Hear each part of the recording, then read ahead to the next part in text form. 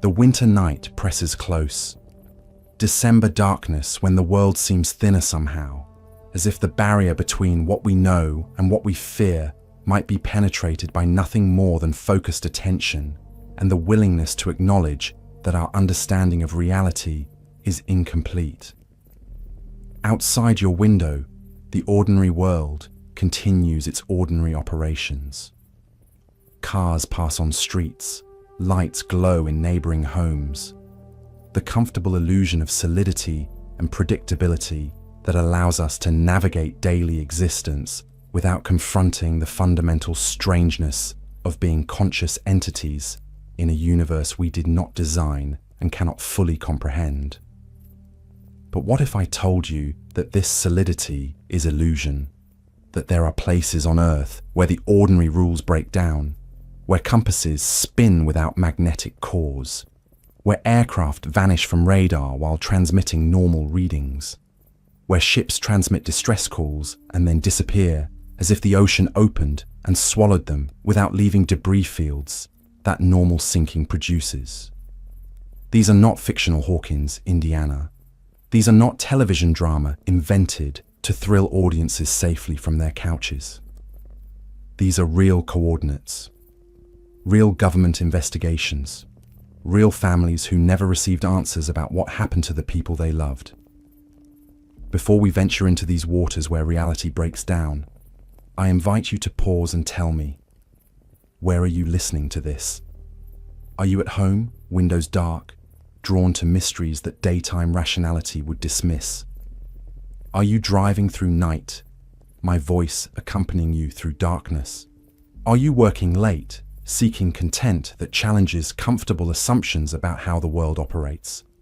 Leave a comment. Tell me where you are. Tell me what draws you to explorations of boundaries where known reality meets something else.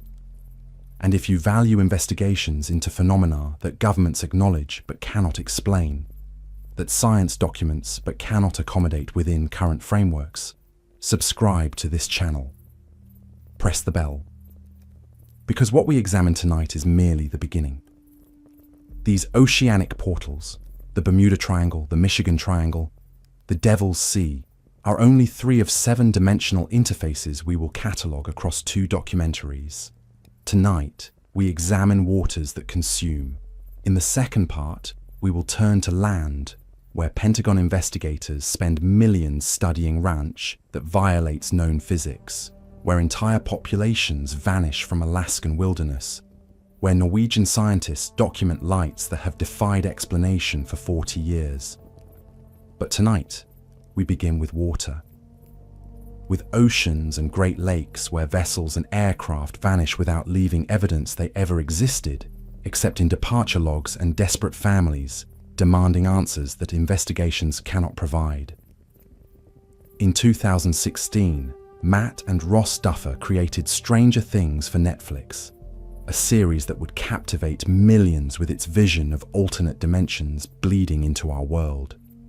The Upside Down, a parallel realm existing alongside our reality, separated by barriers so thin that under certain conditions they could be breached. A place of darkness and predation where the familiar becomes hostile and the comforting geometries of normal space twist into configurations that should not exist. The series was fiction, but its inspiration was not. The Duffer brothers drew from documented phenomena, government experiments that remain partially classified decades after their conclusion, locations where disappearances cluster with statistical consistency that defies explanation through normal causes, scientific measurements of anomalies that trained researchers cannot account for using known physics. Tonight, we explore 3 such locations, 3 oceanic portals where reality demonstrably breaks down in ways that have been measured, documented, investigated by military and civilian authorities, and remain unexplained despite decades or centuries of inquiry. From the Bermuda Triangle, where Flight 19 disappeared with 27 men who were never found, despite the largest air-sea rescue operation in history to that point. to the Michigan Triangle, where Flight 2501 vanished with 58 people aboard over fresh water that should have held wreckage but yielded nothing despite the most extensive search operation in American aviation history. To the Devil's Sea, where the Japanese government officially designated the region as danger zone after 5 military vessels disappeared in 6 months, including the research ship sent to investigate why vessels were disappearing. These locations share disturbing commonalities. Electronic equipment malfunctions in ways that suggest interference from sources that should not exist. Compasses behave as if magnetic north has relocated or ceased to have fixed position. Time itself seems to flow differently, with people reporting hours passing when instruments record only minutes or vice versa. And most disturbing, the disappearances follow patterns that suggest not random tragedy, but systematic removal, according to logic we cannot decipher because it operates from perspective we do not share. Before we begin this catalogue of places where the dimensional walls grow thin, I invite you to consider what it means to trust that reality is stable. You navigate the world, assuming that the floor will support your weight, that gravity will continue operating according to familiar principles, that the space you occupy will not suddenly interface with space from elsewhere according to mathematics you cannot perceive. But this trust is not guaranteed by the universe. It is assumption based on statistical regularity, not absolute law. And in certain locations, that regularity breaks down with enough consistency to suggest that what we call normal reality is actually local phenomenon that does not apply universally across all points in space. The locations we examine tonight are documented in government files, in Coast Guard incident reports and FAA investigations, in Japanese Maritime Safety Agency official danger zone designations. This is not conspiracy theory or internet speculation. This is archived documentation accessible through Freedom of Information Act requests and historical records that remain public despite attempts by various authorities to minimize their significance.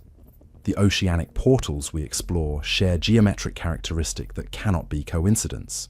They form triangles. The Bermuda Triangle bounded by Miami, Bermuda, and Puerto Rico.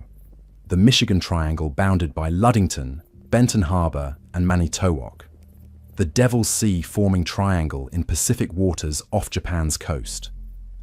This triangular geometry appears repeatedly in dimensional interface locations, suggesting that whatever creates thin places in reality operates according to principles where triangular configurations have special significance. String theory and M-theory, the most advanced frameworks physics has developed for understanding reality's fundamental structure, propose that space includes more than the 3 dimensions we directly perceive. These additional dimensions exist not as mathematical abstractions but as physical spaces that affect how reality operates even though we cannot directly observe them because our senses and instruments evolved for 3-dimensional navigation. The oceanic portals might represent locations where these additional dimensions become temporarily accessible, where the barriers separating dimensional configurations thin under conditions we cannot yet predict, where vessels and aircraft do not crash or sink, but rather cross into adjacent dimensional spaces from which return is not guaranteed, because the paths back depend on conditions realigning in ways that occur unpredictably, if at all. This explanation sounds like science fiction, but it makes predictions that align with observed evidence better than conventional explanations do. If oceanic portals represent dimensional interfaces, we would expect equipment malfunctions as instruments designed for 3-dimensional space encounter conditions, where additional dimensions are accessible. We would expect complete disappearances without wreckage, because vessels do not crash in our dimensional space, but rather exit it. We would expect time distortions, because temporal flow depends on moving through space at consistent rate. And if dimensional boundaries become permeable, time might flow differently across configurations. We would expect geographic clustering because dimensional interfaces would exist at specific locations where conditions make barriers thin. All of these predictions match what decades of documentation from oceanic portals demonstrate occurs with disturbing consistency. I am Mr. Ravenhurst, and tonight we venture into the real dimensional portals that inspired Stranger Things. Part 1 of our investigation examines oceanic mysteries. 3 locations where water hides something that governments acknowledge but cannot explain.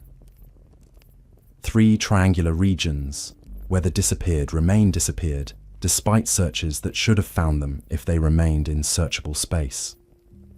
3 portals where fiction meets documented reality and proves that sometimes the most important question is not whether dimensional interfaces exist, but where they are and how to avoid crossing through them when barriers thin under conditions we cannot predict. Let us begin with perhaps the most famous of all dimensional anomalies.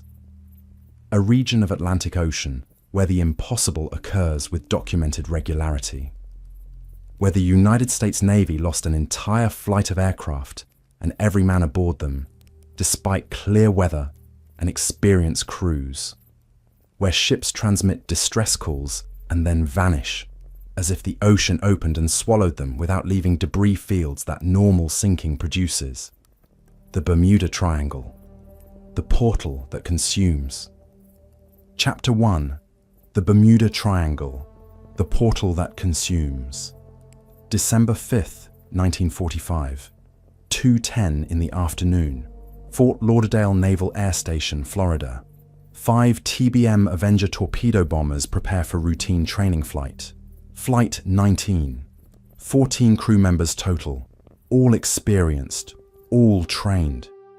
The mission is navigation exercise, a triangle route over the Atlantic that should take 2 hours and return the aircraft to base before dark. Weather is clear, visibility unlimited, sea state calm. These are ideal flying conditions, the kind where navigation should be effortless and return automatic, the kind where disaster should be impossible for pilots of this experience operating aircraft of this reliability. At 3:40 in the afternoon, approximately 90 minutes after departure, Fort Lauderdale receives unusual radio transmission from Flight 19's leader, Lieutenant Charles Taylor. His voice is tense, confused. He reports that his compasses are malfunctioning. Both the magnetic compass and the gyro compass, independent systems that should not fail simultaneously, are providing contradictory readings. He cannot determine his position, does not know which direction is west toward the Florida coast. The tower advises him to fly west until reaching land, then follow the coastline north to Fort Lauderdale. Standard procedure, foolproof for pilots over water near known coastlines. But Taylor responds that he cannot determine which direction is west, that nothing looks right, that the ocean doesn't look as it should. Over the next 2 hours, increasingly desperate transmissions reveal pilots who are completely disoriented. They report being over the Florida Keys, but the islands below them do not match the Keys configuration. They report flying in multiple directions, but seeing only ocean with no land visible, despite calculations indicating they should have reached the coast long before. They report that when they turn east toward what should be open Atlantic, they see land. When they turn west toward what should be Florida, they see only water. This is not mere navigational error. These are experienced military aviators trained in dead reckoning and celestial navigation. They are flying in clear weather with unlimited visibility.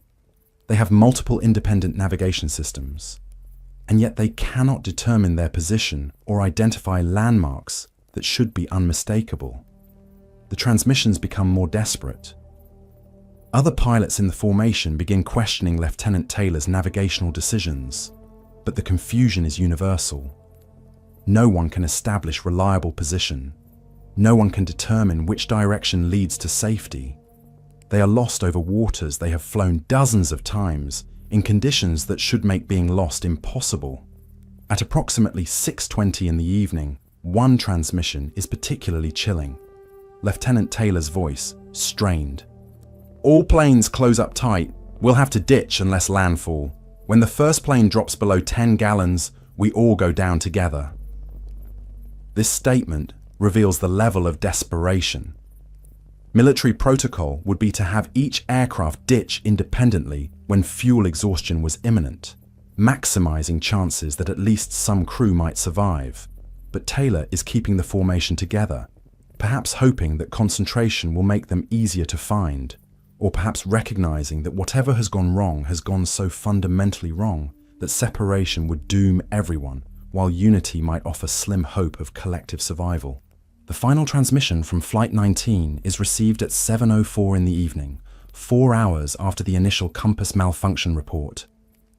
The voice is barely audible through static that should not exist in clear weather over calm waters. Then silence. No distress calls, no emergency beacon signals, no communication of any kind. 5 aircraft with 14 men aboard vanish as completely as if they had flown into void, rather than merely running out of fuel over known waters that should have held their wreckage for recovery. The Navy launches response immediately. Within 20 minutes of Flight 19's final transmission, search aircraft are airborne. Martin Mariner, flying boats, PBM-5s, designed specifically for ocean search and rescue. One of these, Training 49, takes off from Banana River Naval Air Station with 13 crew aboard. The Mariner is robust aircraft, capable of landing on water, equipped with radar and extensive search equipment. If Flight 19 is findable, Training 49 should find it. At 7:50 in the evening, 23 minutes after takeoff, Training 49 transmits routine position report, indicating it is on course toward the search area. The transmission is normal, professional, indicating standard operations. Then nothing. Training 49 vanishes exactly as Flight 19 vanished. No distress call, no indication of trouble, no emergency beacon activation. 13 more men disappear searching for the original 14. The search expands. This is now not merely training flight gone missing, but search aircraft vanished while conducting rescue operation. Ships from Coast Guard and Navy converge on the region. Additional aircraft are launched. The operation grows to become the largest air-sea rescue effort in American history to that point. The search continues for days, then weeks, covers 250,000 square miles of Atlantic Ocean. Coast Guard cutters cross and recross search grids. Aircraft photograph every square mile of ocean surface. Submarines search underwater. The technology available in 1945 is mobilized completely to find Flight 19 and Training 49. They find nothing, no wreckage, no oil slicks, no bodies, no life rafts, no personal effects, no debris of any kind that can be conclusively linked to the missing aircraft. 6 aircraft, 27 men, vanished over heavily traveled waters close to the United States coast. The search finds exactly what would be found if the aircraft had never existed. Complete absence where intensive investigation should reveal at minimum some trace. The official Navy report, after exhaustive investigation, includes phrase that appears nowhere else in military aviation accident documentation. They vanished as completely as if they had flown to Mars. This phrase deserves attention. Military investigation boards are staffed by experienced officers and technical specialists who use precise language. They attribute accidents to mechanical failure, pilot error, weather conditions, enemy action. They categorize causes according to established frameworks that allow learning from failures to prevent future incidents. They do not make poetic comparisons to interplanetary travel. The use of this phrase suggests investigators confronting phenomenon for which normal categories of explanation were inadequate. They could not say the aircraft crashed because no evidence of crashing was found. They could not say they ditched at sea because standard ditching produces debris fields that float and can be recovered. They could not identify mechanical failure because no wreckage existed to examine. They could not attribute loss to weather because weather was documented as clear. They could not invoke pilot error because multiple experienced pilots all failed simultaneously in ways that should not occur independently. The only analogy that captured the totality of the vanishing was leaving Earth entirely, flying to Mars, departing the planet and all its searchable space. This was not literal suggestion, but rather admission that whatever happened to Flight 19 and Training 49 was so complete, so absolute, that the aircraft might as well have left Earth because they were certainly not findable anywhere on Earth, despite the most extensive search operation conducted to that point. Flight 19 is the most famous Bermuda Triangle disappearance, but it establishes pattern that repeats with disturbing consistency. The region bounded roughly by Miami, Bermuda, and Puerto Rico, approximately 500,000 square miles of Atlantic Ocean, has been associated with vanishing since the earliest days of European exploration. Christopher Columbus, during his first voyage in 1492, recorded in his log Strange Compass variations and inexplicable lights above the ocean in the region that would later be called the Bermuda Triangle. On October 11th, 1492, the night before Columbus would sight land in the Bahamas, his compass showed deviations that made navigation difficult. The compass, which should have pointed consistently north, wavered and pointed in directions that contradicted its normal behavior. Columbus was an experienced navigator who trusted his instruments, but in the waters that would become the Bermuda Triangle, those instruments behaved as if magnetic north was not fixed, but was shifting position. That same night, Columbus and several crew members saw lights beneath the water's surface. The lights moved in coordinated patterns. They appeared and disappeared according to sequence that suggested intention rather than random natural phenomenon. Columbus described them in his log as unlike anything he had seen in his extensive sailing experience. They were not bioluminescence, which Columbus knew from other waters. They were not reflected starlight or moonlight. They were lights moving beneath the waves according to logic that Columbus could not decipher. These observations, recorded 5 centuries before Flight 19, established that the Bermuda Triangle's anomalous properties predate modern technology. Whatever causes compasses to malfunction and lights to appear beneath the water operated on Columbus's instruments in 1492. Exactly as it would operate on Lieutenant Taylor's gyro compass in 1945. The phenomenon is not artifact of modern electronics or atmospheric conditions created by industrial civilization. It is feature of that region of space that has existed for at least 5 centuries, and likely far longer, predating any human presence in the area. The documented disappearances in the Bermuda Triangle number in the dozens for aircraft and over 50 for ships, with estimates of total persons lost exceeding 1,000 since the 1800s when reliable record-keeping began. These are not merely vessels that sank in storms or aircraft that crashed due to mechanical failure.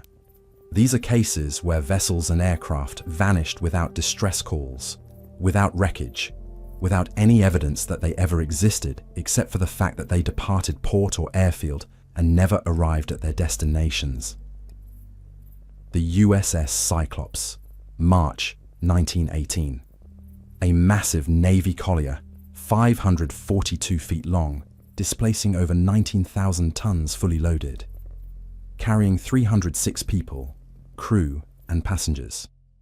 The ship departed Barbados on March 4th, bound for Baltimore. Weather reports along the route showed normal conditions, no storms, no unusual seas. The Cyclops was a well-maintained vessel commanded by an experienced officer. It had functional radio equipment that could have transmitted distress signal if trouble developed. The ship never arrived in Baltimore. No distress call was ever received. No wreckage was ever found despite extensive searches. 306 people and the largest vessel ever to vanish in the Bermuda Triangle simply ceased to exist between Barbados and Baltimore. The loss remains the single largest loss of life in United States Navy history, not involving combat. More people died on the Cyclops than died at Pearl Harbor aboard any single vessel. Yet the Cyclops disappeared without producing any evidence that would indicate what happened. The investigation examined every possibility: that the ship encountered storm, but weather records showed no severe weather along the route; that the ship suffered catastrophic mechanical failure, but such failures produce floating debris from cargo and superstructure that should have been found; that the ship was attacked by German submarine during World War I, but no submarine claimed the sinking, and no torpedo damage was reported in any German naval records; that the ship's cargo shifted, causing capsize, but even capsized vessels leave oil slicks and debris fields that are detectable. No explanation accounts for how a vessel of Cyclops size could vanish so completely. The ship should have left evidence. Its disappearance violated normal maritime disaster patterns in ways that forced investigators to conclude simply that the Cyclops vanished without determinable cause. The families of 306 people received no answers. The Navy added USS Cyclops to the list of vessels lost without explanation, and the Bermuda Triangle added another disappearance to its accumulating record. The Star Tiger, January 30th, 1948. Tudor IV airliner operated by British South American Airways, carrying 29 passengers and crew, flying from the Azores to Bermuda, a route that crosses the western edge of what would be called the Bermuda Triangle. Weather was clear, visibility good. The aircraft was modern for its time, well maintained, operated by experienced crew. At 3:15 in the morning, the Star Tiger transmitted routine position report indicating it was approximately 400 miles northeast of Bermuda, on course, on schedule. Weather was reported as excellent. No mechanical issues. The transmission was professional and calm. Standard communication showing normal flight operations. This was the last communication received from Star Tiger. The aircraft never transmitted again, never arrived in Bermuda, simply vanished during routine flight over ocean in good weather. Search operations began at dawn when Star Tiger failed to arrive. Aircraft and ships covered the route. Found nothing. No wreckage. No bodies. No debris. No oil slick. Nothing to indicate that aircraft carrying 29 people had passed through that airspace, except the routine position report transmitted hours before. The investigation conducted by British authorities examined every aspect of the flight: maintenance records, weather data, crew qualifications, radio communications, and concluded with statement that appears in official investigation report. What happened in this case will never be known, and the fate of Star Tiger must remain an unsolved mystery. This is extraordinary admission from official investigation. Investigators are trained to determine causes. Their purpose is to establish what happened so that future incidents can be prevented. Concluding that what happened will never be known is admission that the disappearance defies the investigative frameworks that normally produce answers. Star Tiger vanished in ways that should not be possible, and investigators acknowledged that they could not explain it using available evidence and known categories of causation. The Star Oriole, January 17th, 1949. Sister ship to Star Tiger, operated by same airline, flying same basic route, departing Bermuda bound for Jamaica, exactly 1 year after Star Tiger's disappearance. The repetition suggests pattern rather than isolated incident. Star Ariel departed Bermuda with 20 people aboard. Weather was excellent. The aircraft was in perfect mechanical condition. The crew was experienced. At 8:40 in the morning, approximately 1 hour after departure, Star Ariel transmitted routine position report. Everything was normal. The aircraft was on course. No problems reported. This was the last communication.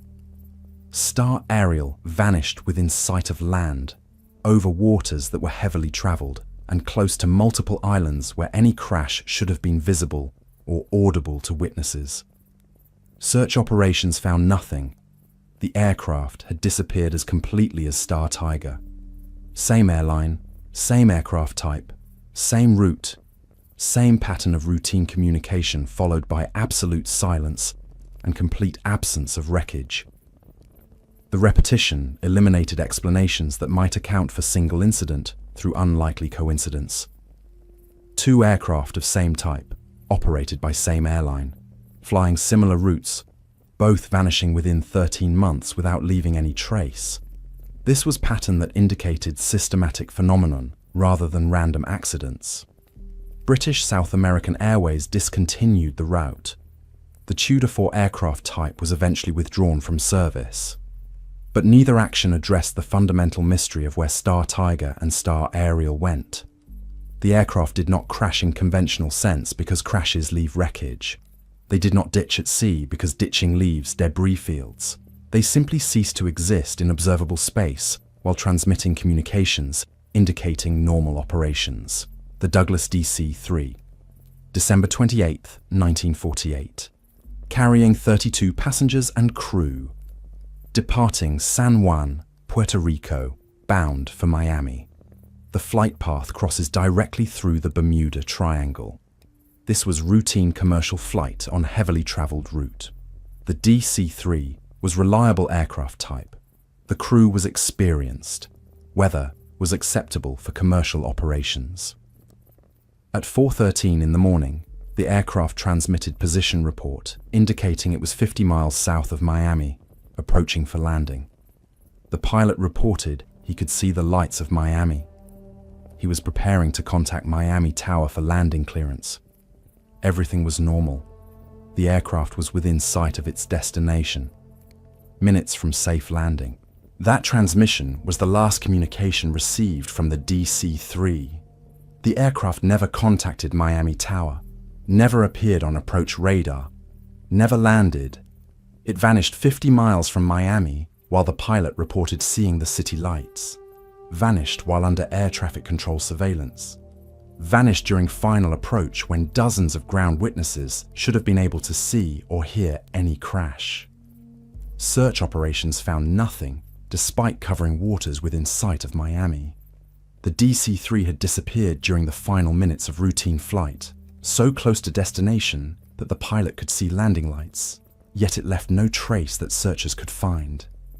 The aircraft should have crashed on land or into water close to shore if it lost power or suffered catastrophic failure. Its wreckage should have been immediately visible. Searchers found nothing because there was nothing to find in searchable space.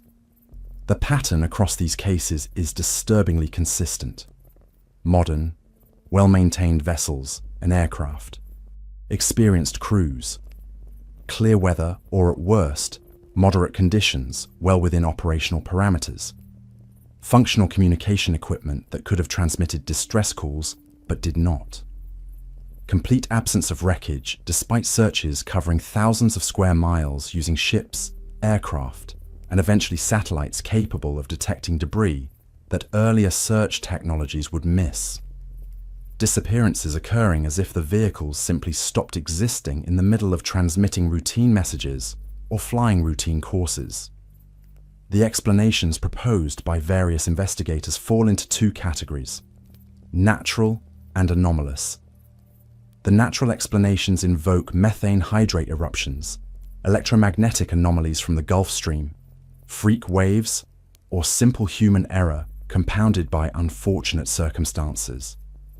The anomalous explanations invoke dimensional portals, time slips, or interference from sources not yet understood by conventional science.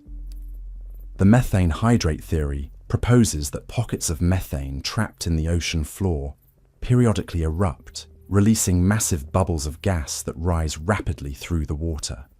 Ships caught in these eruptions would lose buoyancy because the water around them becomes aerated, reducing its density below the point where it can support vessels' weight.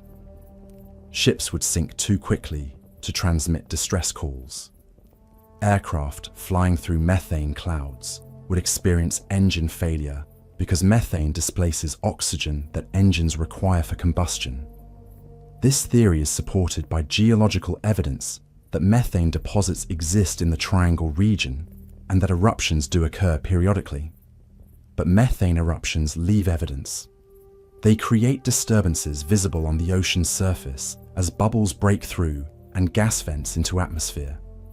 They leave gas signatures detectable by aircraft flying over eruption sites. They should produce debris fields as ships sink rapidly, but not instantaneously. Even rapid sinking allows lightweight materials to separate and float.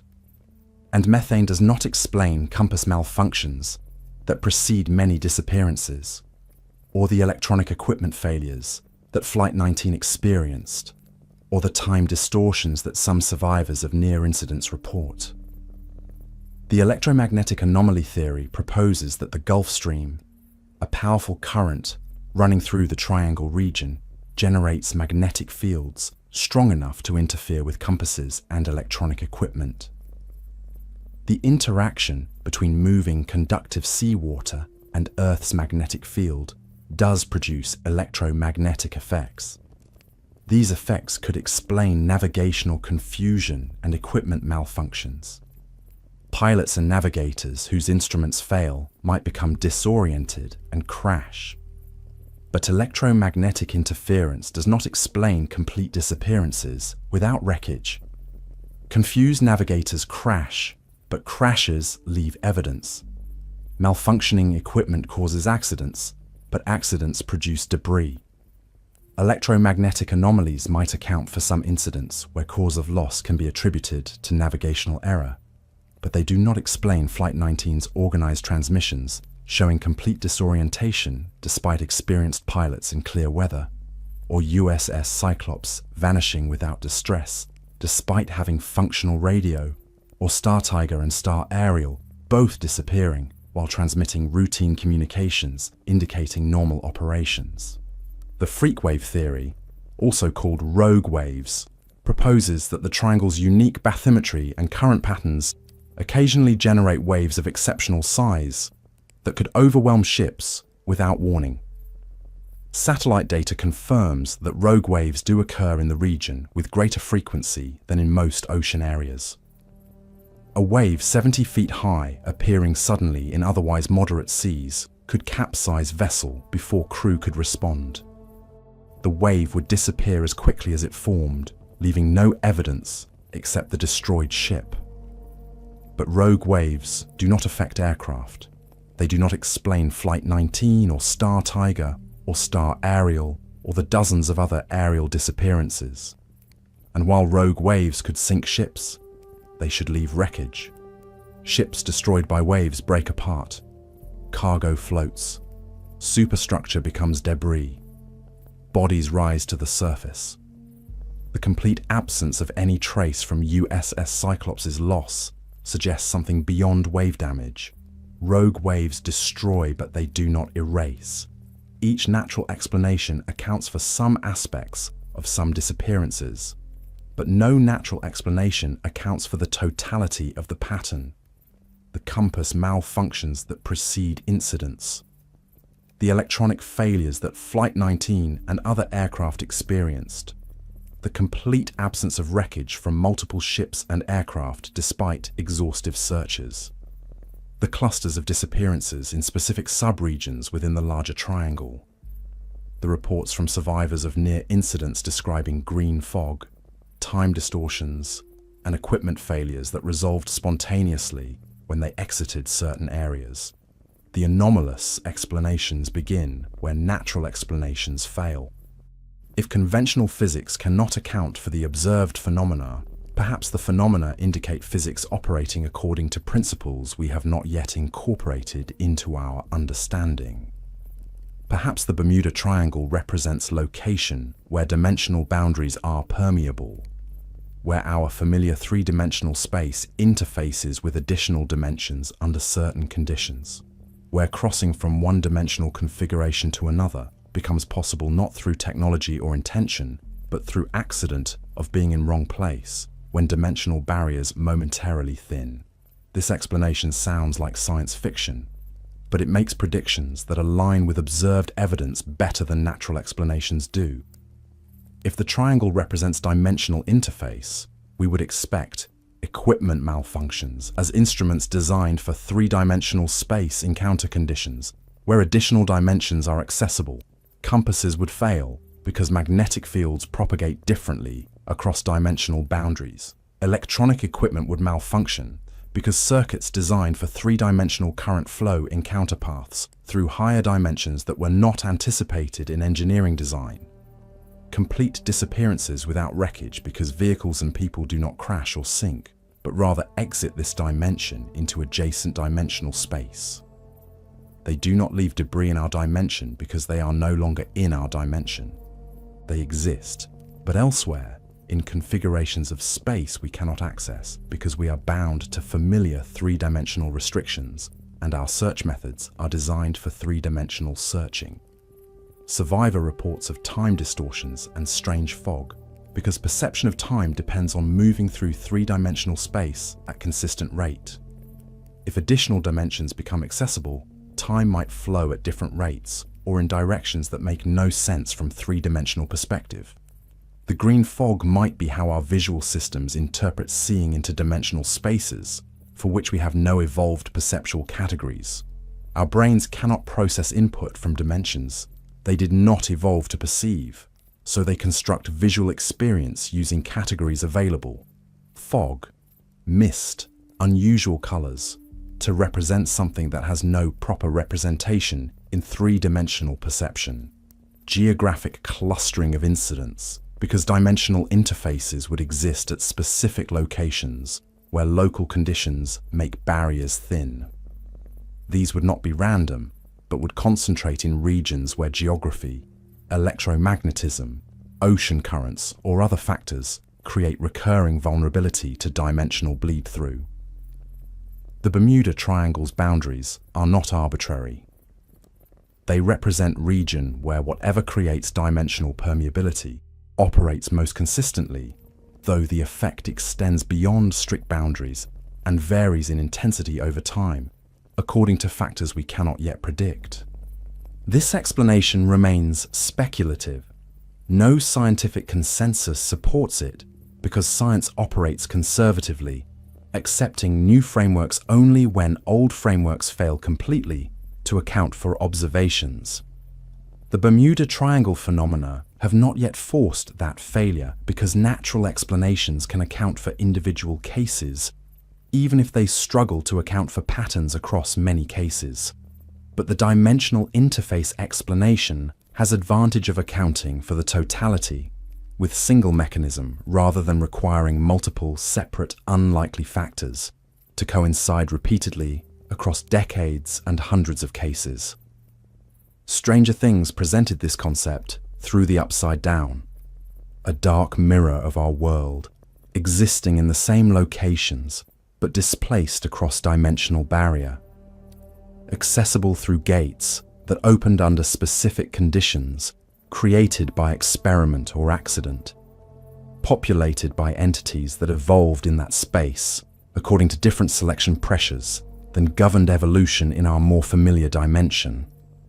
The series was fiction, but the concept of dimensional interfaces at specific geographic locations derives from documented anomalies that the Bermuda Triangle exemplifies.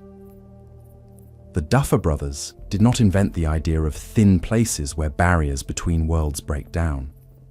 They dramatized it, made it narratively compelling, created characters and threats that television audiences could follow across multiple seasons. But the foundation exists in accumulated evidence that defies explanation through conventional physics. Stand at the edge of the Atlantic and look east toward where Flight 19 vanished 79 years ago. The ocean appears normal. Waves follow familiar patterns. Clouds move according to meteorological principles. Ships pass on the horizon, safely navigating waters that have claimed dozens before them. Everything looks ordinary because most of the time, it is ordinary.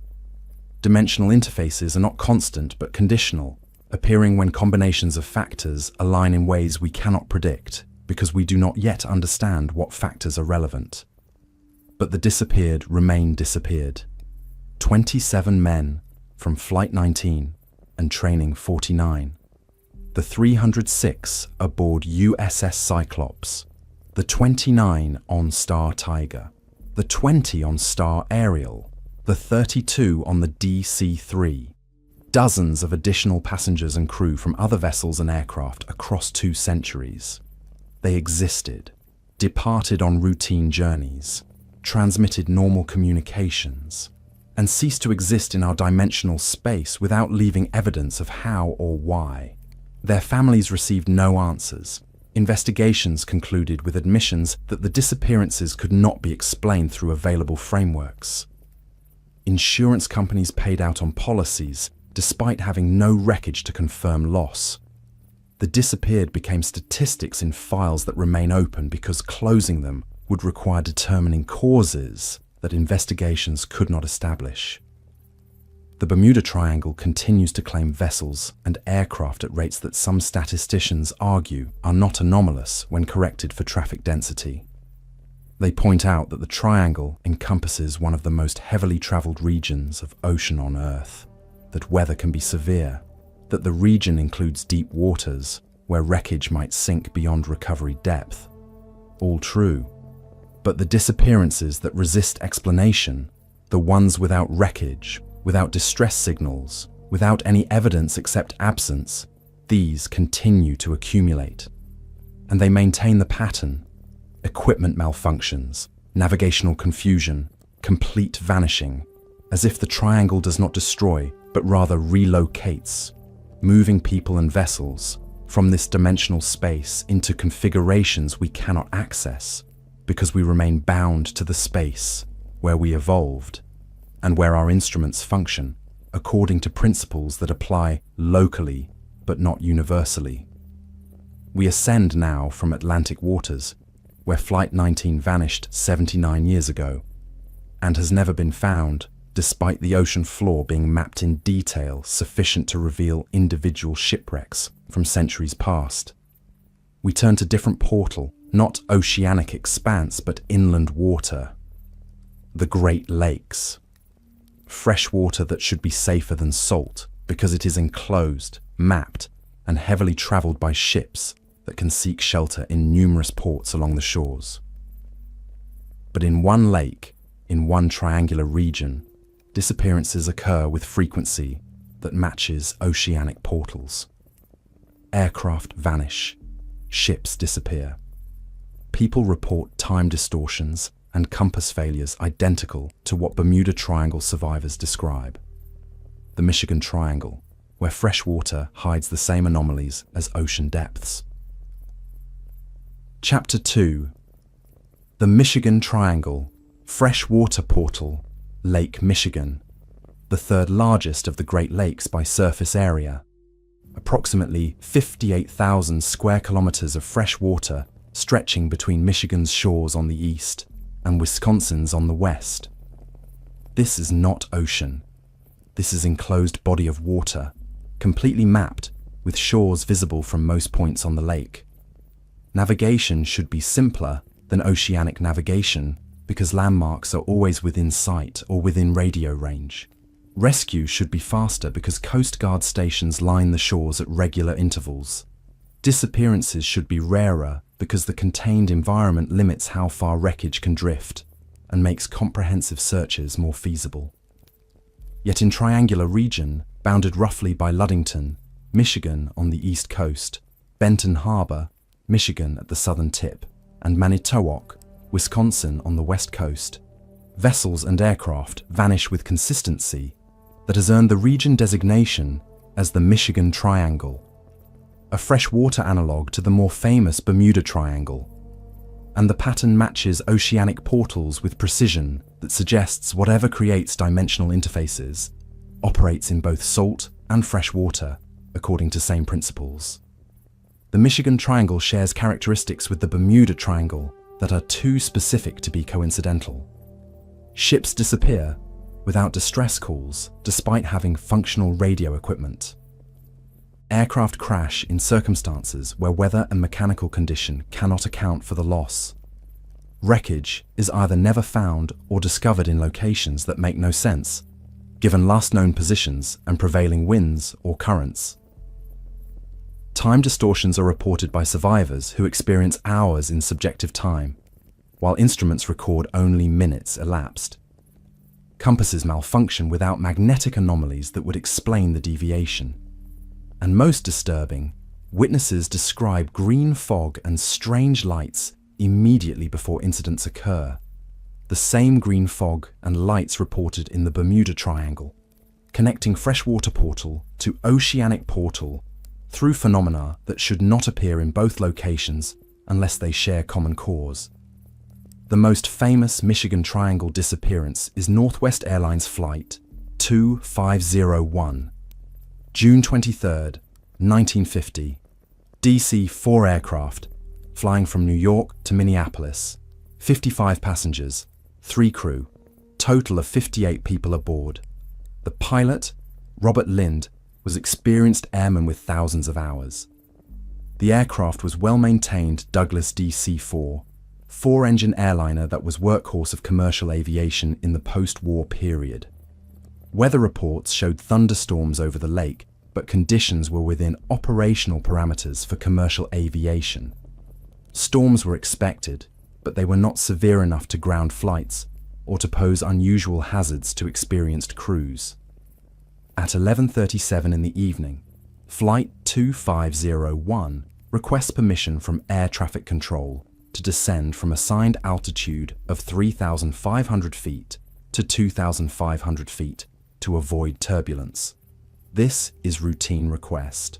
Pilots encountering rough air ask for altitude changes to find smoother conditions. Air traffic control denies the request because another aircraft is at 2,500 feet in the same area. Maintaining vertical separation between aircraft is fundamental safety requirement.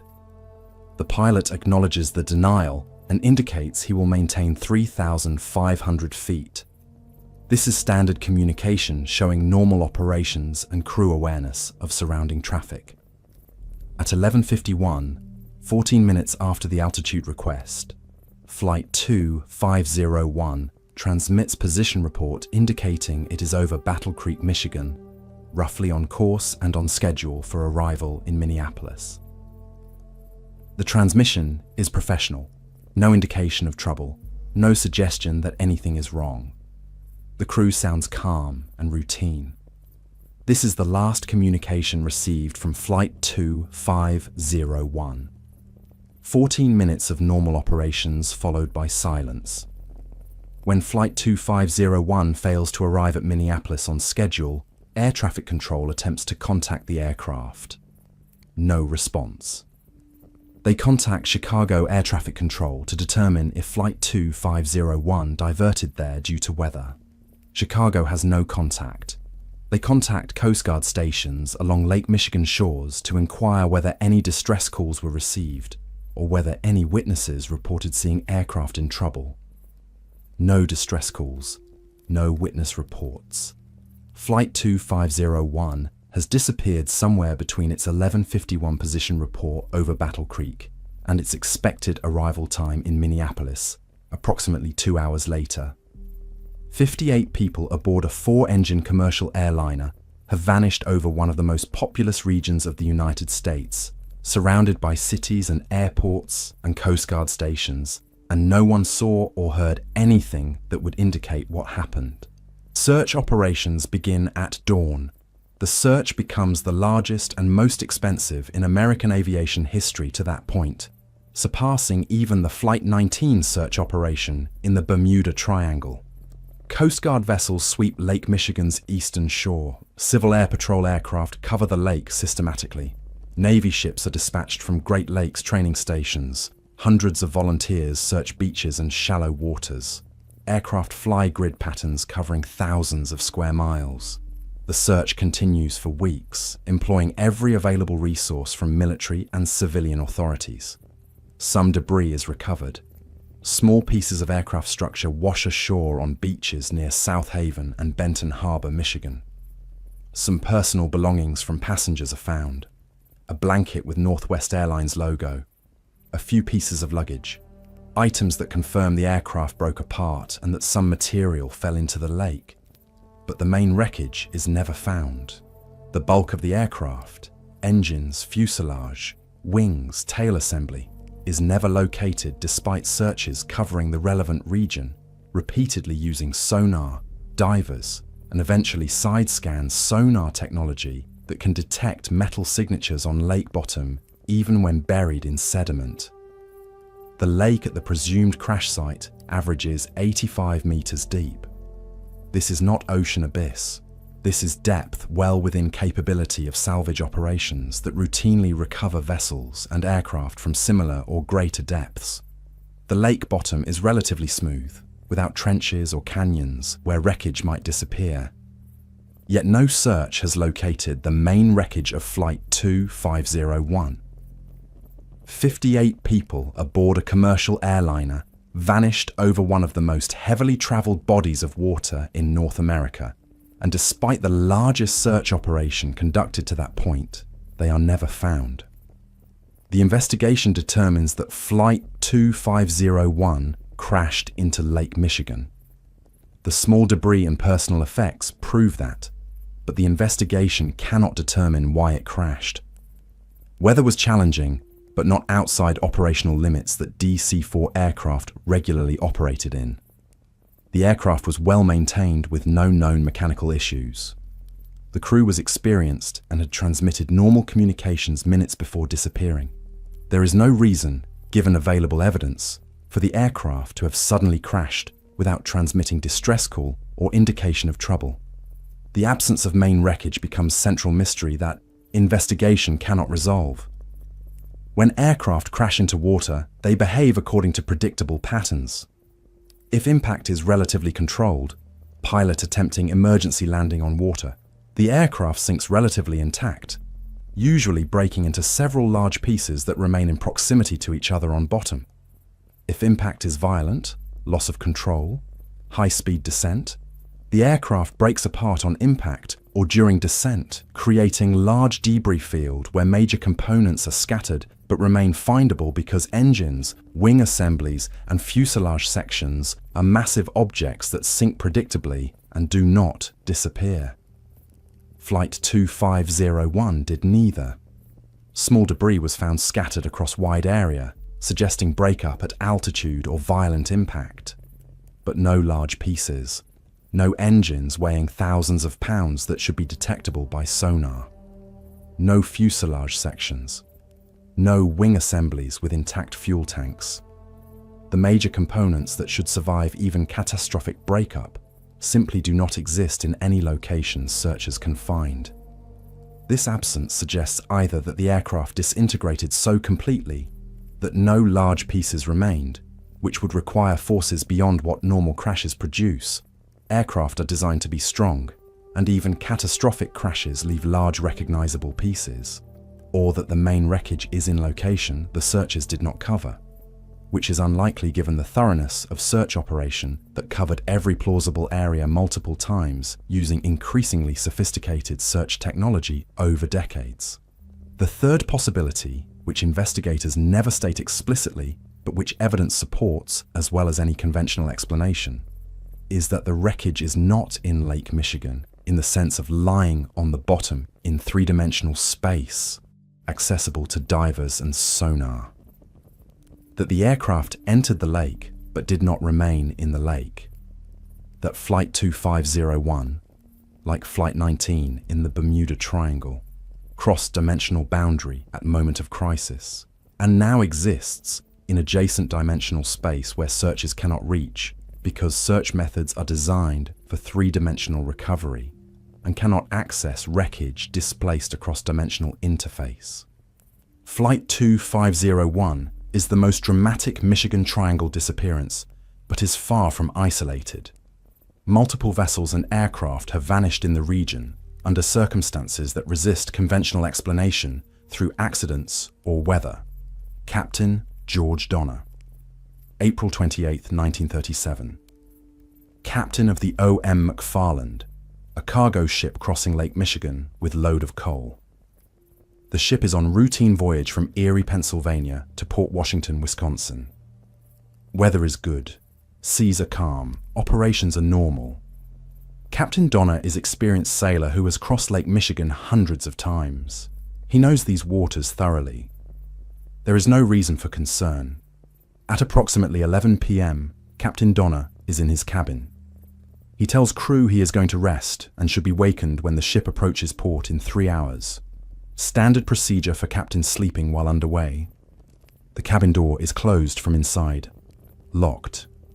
The crew continues normal operations. The ship proceeds on course toward Port Washington. Everything is routine.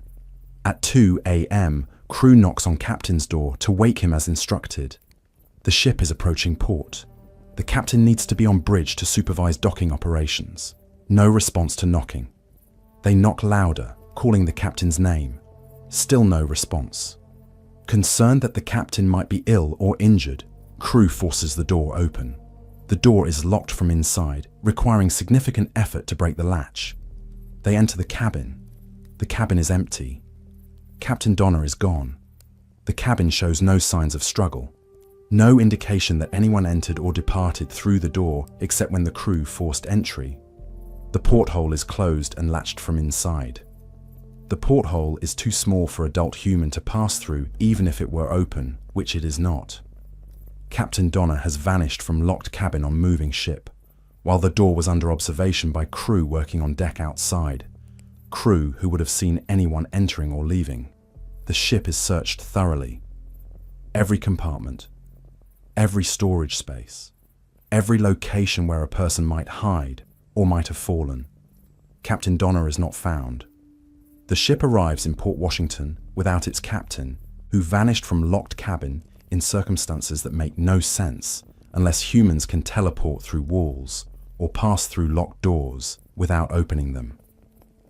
The official explanation proposed by investigators is that Captain Donner somehow opened the door without being seen by crew, exited the cabin without telling anyone, approached the rail in darkness, and either fell or jumped overboard. But this explanation requires multiple unlikely assumptions.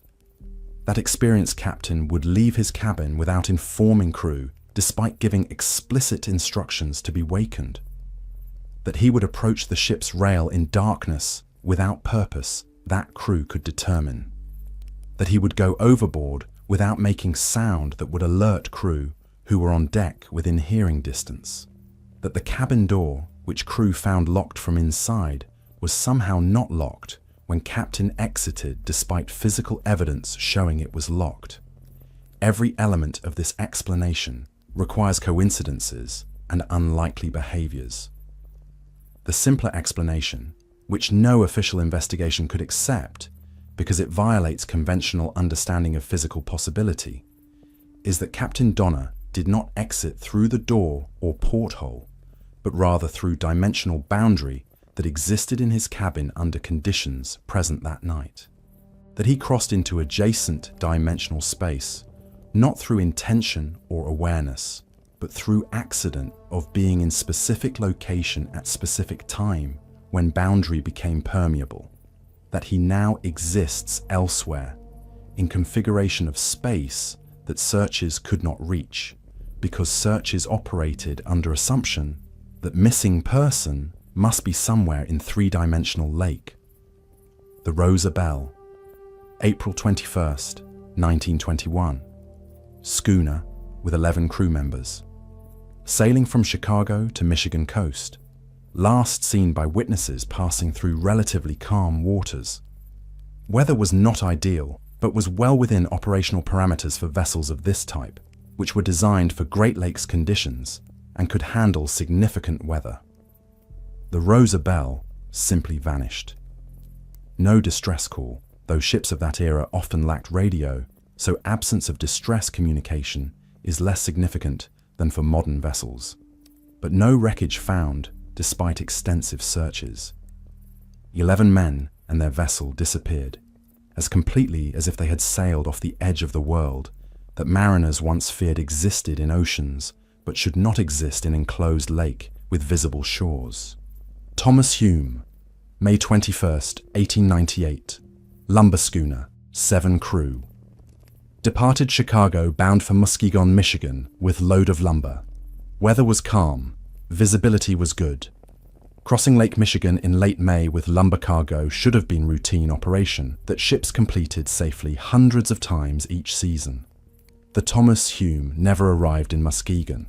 Search found no trace, no wreckage, no bodies, no lumber cargo that should have floated even if the ship sank, as lumber is buoyant and should create massive debris field that would be immediately visible.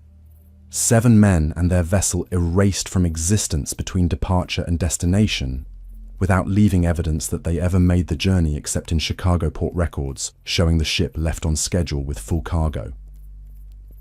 The pattern across Michigan Triangle disappearances matches patterns in oceanic portals with precision that suggests common mechanism. Vessels and aircraft vanishing without distress, calls despite having functional communications equipment where applicable. Wreckage either completely absent or found in locations that make no sense given last known positions and environmental conditions.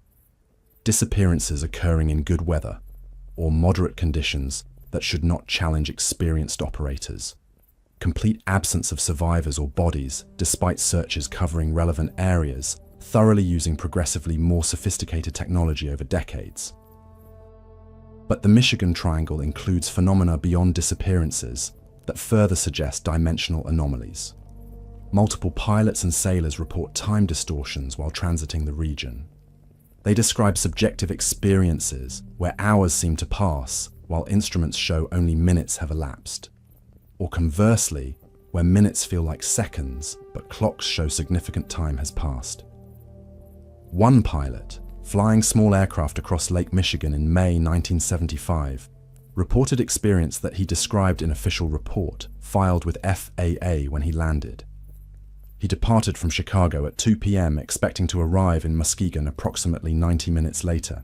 He flew the route he had flown dozens of times previously. Weather was clear, visibility unlimited. He had no reason to expect anything unusual. But when he landed in Muskegon and checked his watch, it showed 6:45 p.m. Nearly 5 hours had passed. He had no memory of additional time. The flight felt like normal 90-minute crossing. His fuel consumption was consistent with 90-minute flight, not 5-hour flight. His fuel gauges confirmed that he had burned only the amount of fuel that 90 minutes would consume. But 4 independent clocks, his wristwatch, 3 instruments in the aircraft, and the tower clock at Muskegon Airport all showed that more time had passed than his subjective experience or fuel consumption would indicate. This is not a unique incident. Multiple reports describe similar temporal anomalies where subjective time and measured time diverge while crossing the Michigan Triangle. If time flows at different rates across dimensional boundaries, observers crossing between configurations would experience exactly this disconnect.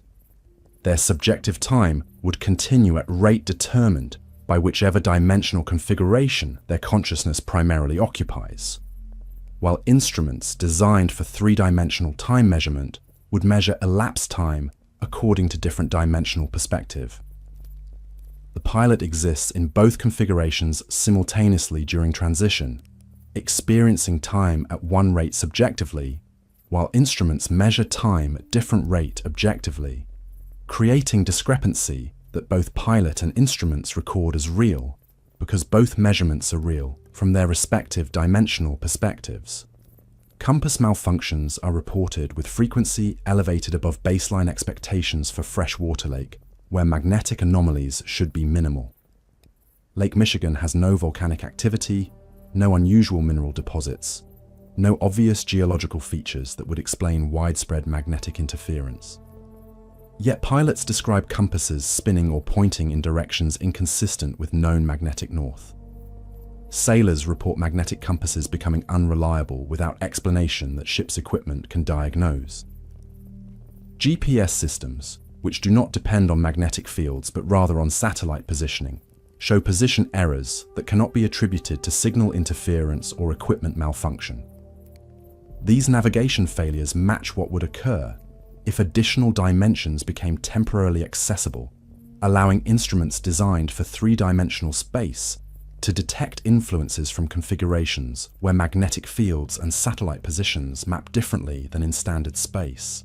Strange lights are reported by multiple witnesses across decades. Lights that pace aircraft flying across the lake. Lights that rise from the water, ascending into sky without leaving trail or producing sound.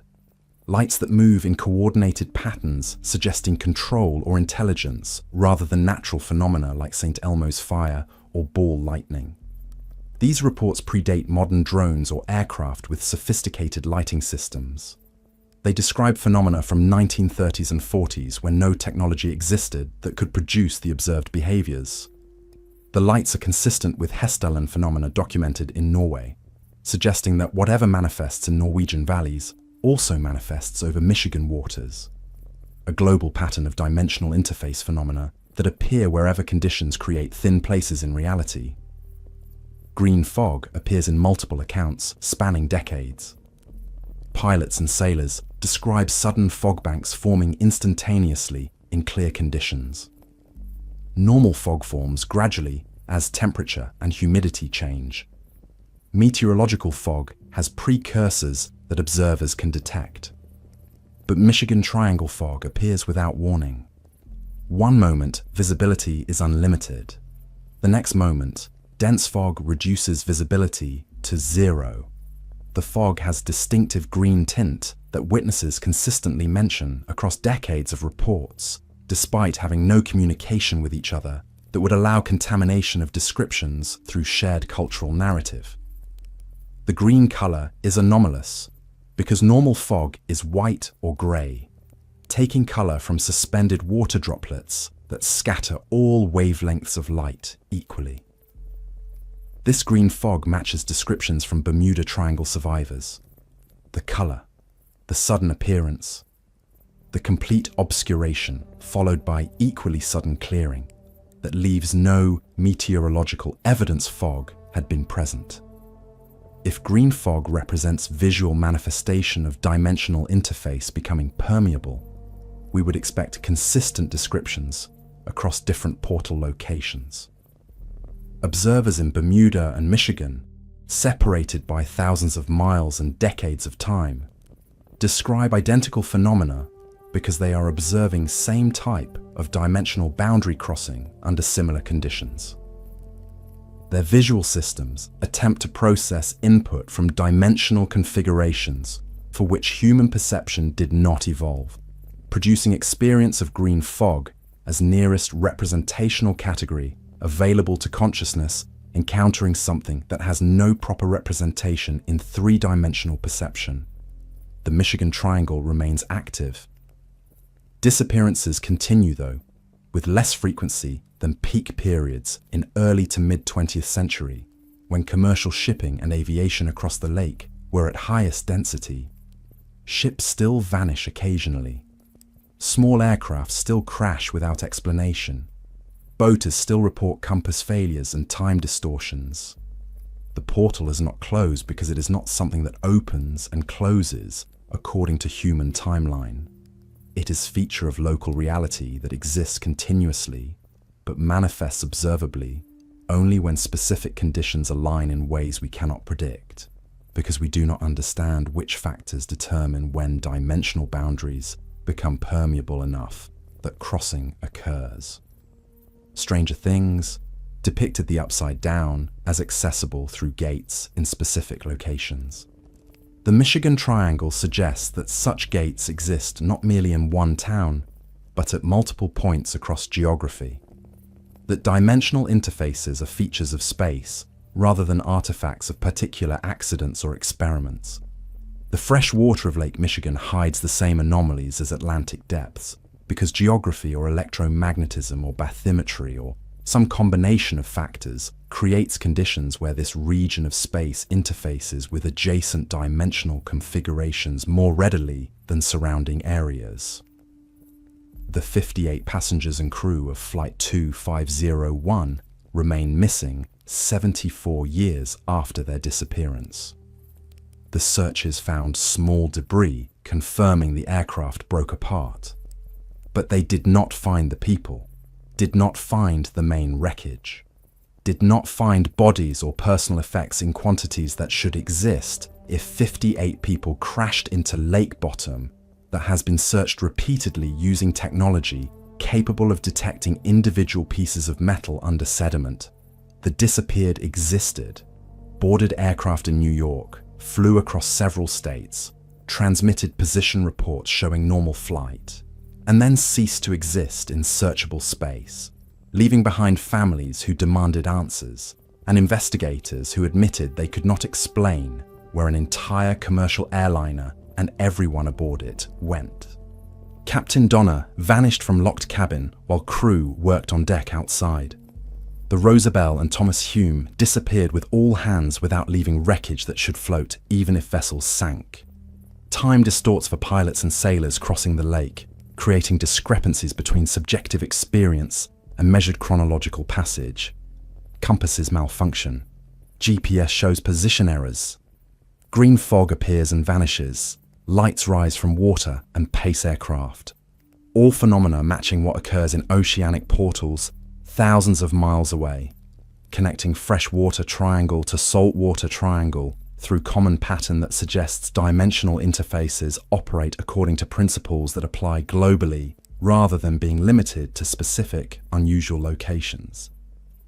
We ascend from Michigan waters, where fresh water demonstrates that portals are not limited to oceans, that dimensional anomalies respect no boundary between salt and fresh, that the conditions creating thin places in reality occur in landlocked seas as readily as in oceanic expanses. We turn now to portal on opposite side of world from the Bermuda Triangle, to Pacific waters off Japan's coast, where the Japanese government, after exhaustive investigation, officially designated the region as danger zone, where 5 military vessels disappeared in 6 months, including research ship sent to investigate why vessels were disappearing, where the pattern established in Atlantic and duplicated in Michigan repeats in Pacific, with precision suggesting dimensional interfaces are systematic features of Earth's geometry rather than isolated anomalies. The Devil's Sea, Japan's Dragon Triangle, where the East mirrors the West. Chapter 3. The Devil's Sea, Japan's Dragon Triangle, Pacific Ocean, approximately 100 kilometers south of Tokyo. A roughly triangular region bounded by Miyake Island, Iwo Jima, and coastal Japan. Known in Japanese as Mano Umi, the Devil's Sea. Known internationally as the Dragon's Triangle, named for legends of dragons that dwelled in these waters and destroyed vessels that dared intrude on their territory. But the phenomena documented in this region require no mythology to inspire fear. The disappearances are real. The Japanese government response is real. The designation of the Devil's Sea as official danger zone is real. And the pattern mirrors the Bermuda Triangle and Michigan Triangle with such precision that dismissing any one location requires dismissing all three, which accumulated evidence makes increasingly difficult for any framework that claims to account for physical reality. The modern documentation of the Devil's Sea as recognized dimensional portal begins in 1952, though Japanese maritime records document strange occurrences in the region extending back centuries. But 1952 marks the year when disappearances accelerated to frequency that forced government acknowledgement and institutional response that remains unprecedented in modern maritime administration. Between January and June 1952, 5 military vessels disappeared in the Devil's Sea region, not merchant vessels whose loss might be attributed to poor maintenance or undertrained crews. Military vessels, Japanese Maritime Safety Agency research ships, well-maintained, experienced crews, modern navigation and communication equipment for the era. They departed on routine missions, transmitted normal position reports, and then vanished without distress calls, without wreckage, without any evidence except absence where presence had been documented hours before. The most significant loss was the Kaiyomaru No. 5, a research vessel explicitly sent to investigate the Devil's Sea disappearances. The irony is grim, and the pattern is disturbingly familiar from other portal locations. Authorities concerned about cluster of vessel losses dispatch research ship to study the region's characteristics and determine whether unusual oceanographic or atmospheric conditions might account for the disappearances. The vessel sent to find answers becomes itself another disappearance requiring explanation. The phenomenon consumes those who investigate it, incorporating investigators into the data set they sought to explain. Kaiyomaru No. 5 carried 31 people. Scientists, Maritime Safety Agency personnel, crew. The vessel was equipped with instrumentation designed to measure oceanographic conditions, magnetic fields, atmospheric pressure, and other environmental factors that might reveal why vessels were disappearing with such frequency. The ship departed on September 24, 1952, heading into the Devil's Sea region to conduct measurements and observations. The vessel vanished. No distress call despite having functional radio, designed specifically for emergency communication. No wreckage recovered, despite searches covering the region where the ship should have been operating, according to its filed mission plan.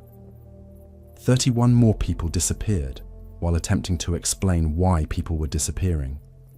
The research vessel sent to solve the mystery became part of the mystery, demonstrating that whatever operates in the Devil's Sea is indifferent to human intention. Investigation does not confer immunity. Understanding does not provide protection. The disappeared include those who sought to prevent further disappearances, suggesting that the phenomenon recognizes no distinction between innocent travelers and deliberate researchers. This pattern, where investigation of phenomena leads to investigators experiencing the phenomena they study, recurs across dimensional portal locations. Robert Bigelow's team at Skinwalker Ranch experienced the anomalies they were documenting. Military investigators examining the Bennington Triangle sometimes report compass malfunctions and disorientation matching what missing persons would have experienced before vanishing. Training 49, the search aircraft sent to find Flight 19, vanished exactly as Flight 19 had vanished. The Devil's Sea continues this pattern by claiming Kaiyomaru No. 5, establishing that dimensional interfaces do not merely occur randomly, but respond to human presence in ways that suggest the boundaries between dimensions might thin more readily when human activity concentrates attention on them, as if observation itself affects dimensional permeability in ways quantum physics hints at, but conventional understanding has not yet fully incorporated. The Japanese government's response to the cluster of disappearances in 1952 was unprecedented in modern maritime administration. In 1954, after reviewing accumulated disappearances and finding no conventional explanations that could account for the pattern, the Maritime Safety Agency officially designated the Devil's Sea as danger zone. Mariners were advised to avoid the region if possible. Those who must transit the area were instructed to maintain maximum alertness, to report any unusual observations immediately, and to prepare for conditions that might not conform to normal maritime expectations. This was not informal warning passed through maritime community. This was not superstition or folklore. This was official government action, published in navigation notices, marked on official charts, taught in maritime training courses. The Japanese government, after investigation by qualified experts using scientific methods, concluded that the Devil's Sea presented hazards that could not be explained or mitigated through standard safety procedures, and that mariners should treat the region as fundamentally different from surrounding waters. The designation remains in effect today, over 70 years after initial implementation. The Devil's Sea appears on Japanese maritime charts with warnings. Navigation courses teach mariners about the region and its history. Shipping companies route vessels to avoid the area when practical. This is institutional acknowledgement at the highest levels of government maritime authority, that dimensional portals are real phenomena requiring official response even though the mechanisms remain inexplicable through conventional frameworks. The phenomena reported in the Devil's Sea match, Bermuda Triangle and Michigan Triangle patterns with precision that suggests common cause, operating according to global principles. Compasses malfunction, spinning or pointing in directions inconsistent with known magnetic north. Electronic equipment fails without explanation that technicians can diagnose and often resumes functioning when vessels exit the region, suggesting the failures are not due to mechanical breakdown, but rather to environmental conditions that affect how equipment operates. Radio communications become distorted or cease entirely, despite equipment showing no mechanical faults when tested in normal conditions. Time distortions are reported by crew members who experience subjective time at rates different from measured chronological time, creating discrepancies identical to those reported in Michigan Triangle. The meteorological patterns are distinctive and match what observers describe in other portal locations. Fogs form suddenly in clear conditions without the gradual development that meteorological fog requires. The fog has unusual thickness, reducing visibility to nearly zero within minutes of its appearance. Some witnesses report unusual colors in the fog, including green tints matching descriptions from Bermuda and Michigan. The fog appears without meteorological precursors that normally signal fog formation. No gradual temperature or humidity changes, no clouds descending, no visible moisture accumulation. It manifests instantaneously, as if reality in that location suddenly includes fog that was not present moments before. And it dissipates equally suddenly, clearing to unlimited visibility without gradual thinning, leaving no atmospheric evidence that fog had existed except in testimony of witnesses who experienced it. Waterspouts appear with frequency elevated above baseline expectations for the region's normal climate patterns. But these are not typical waterspouts that form through atmospheric convection, creating rotating columns of air over water surface. Witnesses describe waterspouts appearing instantaneously, fully formed, without the visible rotation and cloud formation that precedes normal waterspout development through meteorological processes. They demonstrate unusual stability, remaining in place rather than moving with prevailing winds as normal waterspouts do. And they sometimes appear in clusters, multiple waterspouts forming simultaneously in patterns suggesting coordination, rather than independent meteorological events that happen to coincide temporally. Underwater sounds are detected by sonar that do not match any catalogued marine life or known geological processes. The sounds show structure, suggesting they carry information or represent communications between sources that coordinate activities. They appear in sequences that recur with patterns suggesting intentional transmission rather than random natural emission. But attempts to decode the sounds as language or to determine their source through acoustic triangulation fail to produce coherent results that acoustic engineers can interpret. The sounds appear, they show patterns, they cease, and their source remains unidentified despite sophisticated listening equipment designed to detect submarines and other underwater threats at ranges of hundreds of kilometers. Aerial phenomena appear above the Devil's Sea with regularity that has been documented by military and civilian aircraft. Lights that pace aircraft, matching speed and altitude while maintaining fixed distance. Lights that rise from ocean surface, ascending vertically at rates that would require propulsion systems, generating thrust beyond known aerospace capabilities.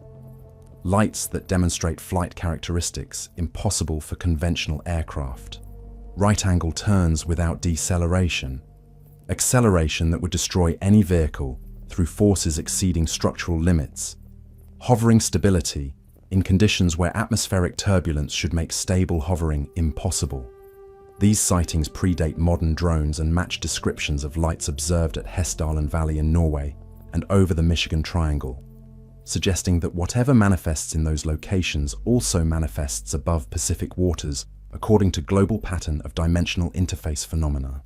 One incident, documented in Japanese Air Self-Defense Force records and later declassified under Freedom of Information requests, involved military aircraft conducting routine training exercise over the Devil's Sea region in October 1968. Multiple pilots observed large luminous object rising from ocean surface approximately 15 kilometers from their formation.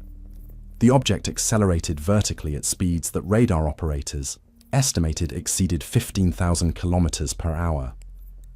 At that velocity, atmospheric friction should produce visible plasma trail and infrared signature from heating. The object produced neither. It demonstrated right-angle turn without deceleration that would subject any physical object to forces that would tear it apart through structural failure. It paced the formation for approximately 2 minutes, maintaining position relative to lead aircraft despite the aircraft conducting evasive maneuvers designed to break contact with any pursuing craft. Then it accelerated horizontally and disappeared from visual observation and radar tracking simultaneously, as if it had not merely moved beyond detection range, but had ceased to exist in observable space.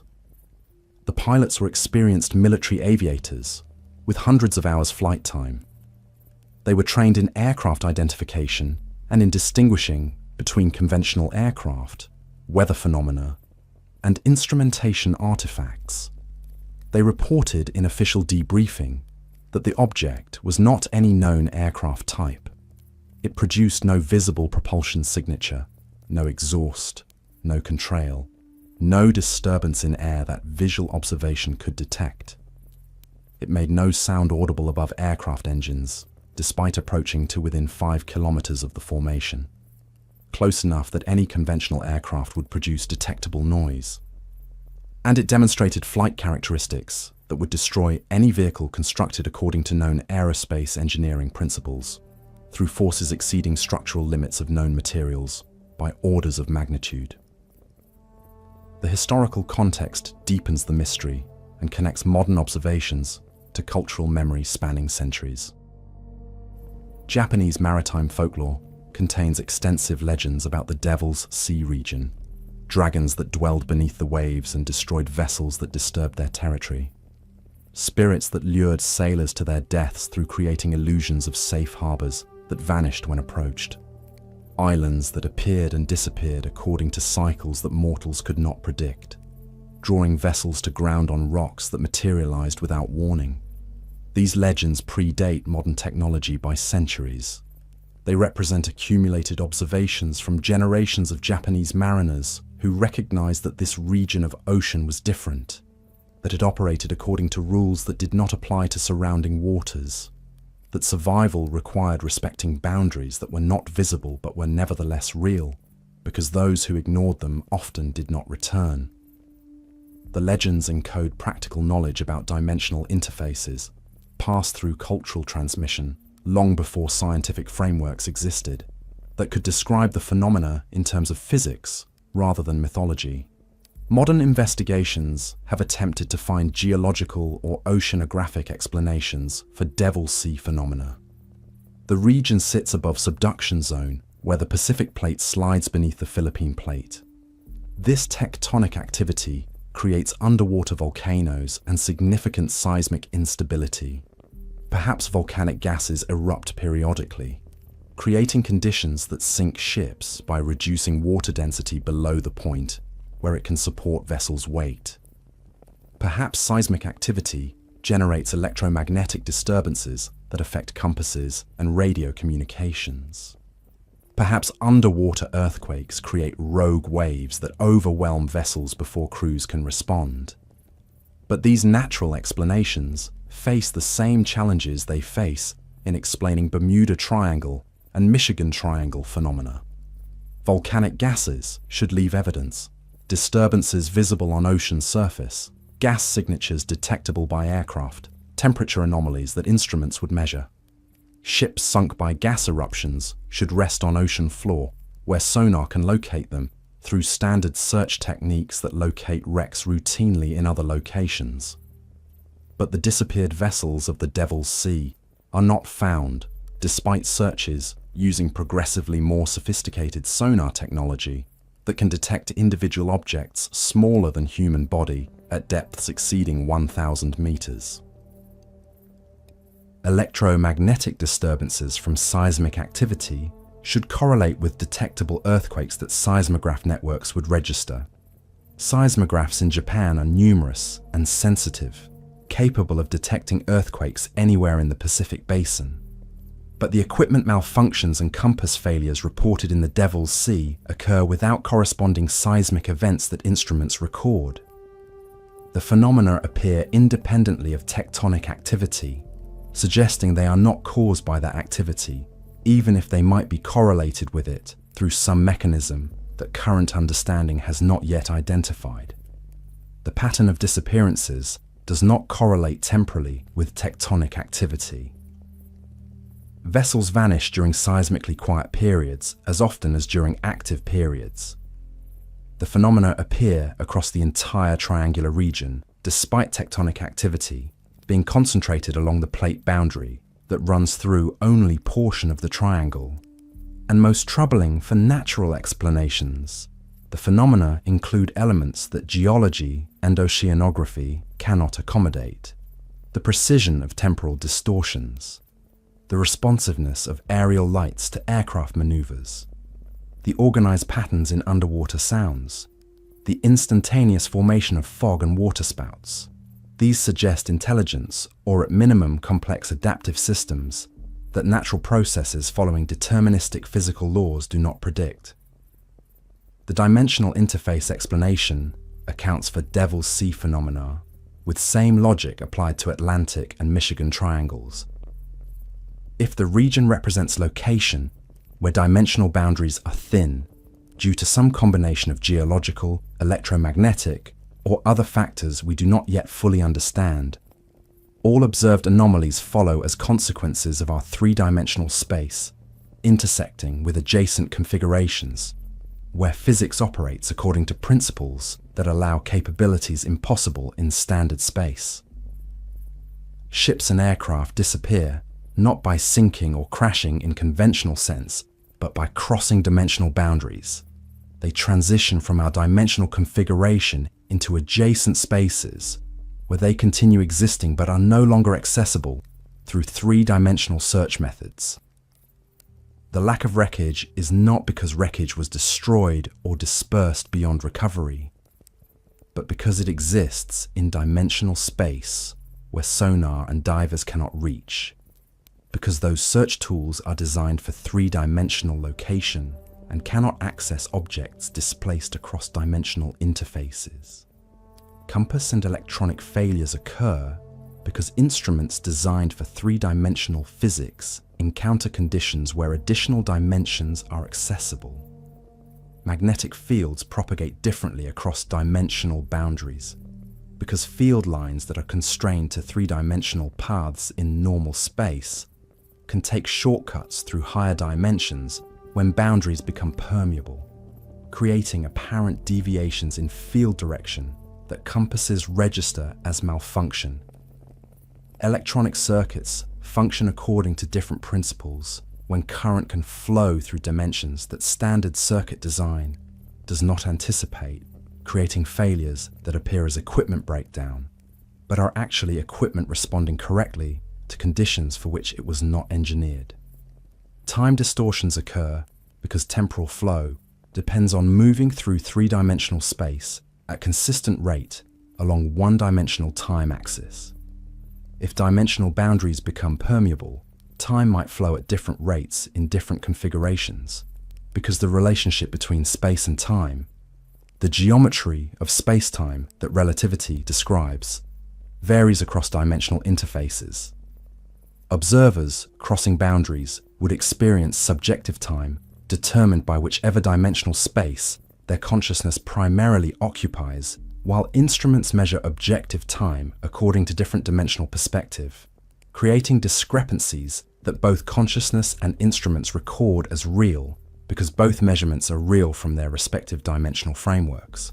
The underwater sounds and aerial phenomena are manifestations of entities or processes that exist primarily in higher dimensions, but intersect our space sufficiently that we perceive them through instruments designed for three-dimensional detection. The sounds are not marine life or geological activity. They are dimensional interface events producing acoustic signatures as boundaries fluctuate, allowing energy or information to propagate between configurations in ways that create pressure waves detectable by sonar, even though the sources exist in spaces sonar cannot map. The lights are not aircraft or atmospheric phenomena. They are cross-sections of higher dimensional objects whose extent includes, but is not limited to, our familiar three dimensions, appearing as lights because our visual system can only perceive the portion of them that intersects three-dimensional space and interprets that intersection as luminous phenomena. The Japanese government's designation of the Devil's Sea as danger zone represents official acknowledgement at the level of National Maritime Authority, responsible for safety of all vessels in Japanese waters, that dimensional portals are real phenomena requiring institutional response. The designation was not made lightly.